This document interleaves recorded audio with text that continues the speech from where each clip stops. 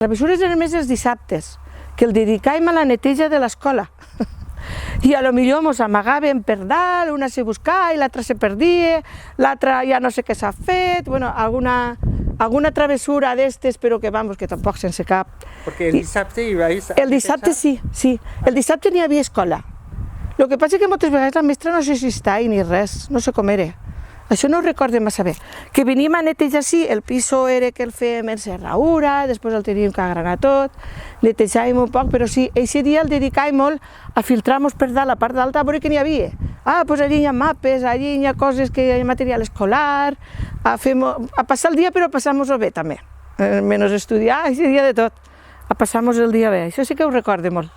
I la cosa que conten de Victòria, que quan plovia, és... Sí, és esta casa, sí vivia la tia Victòria tenia una filla que se deia Felicitat, ara actualment està el net, crec que està així, que viu en Barcelona, i era una dona que si plovia, entreu així, que si teníem que jugar a l'escondite, amagueu-vos així dins.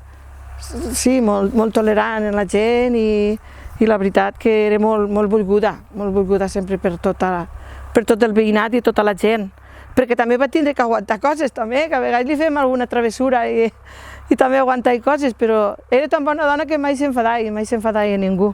I sempre l'hem recordat molt, sí.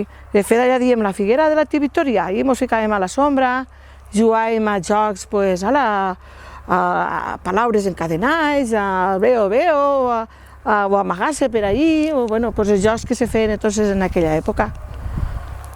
Però que la veritat que sí que molt bé, ho recordem tot amb molta estima. Molt bé.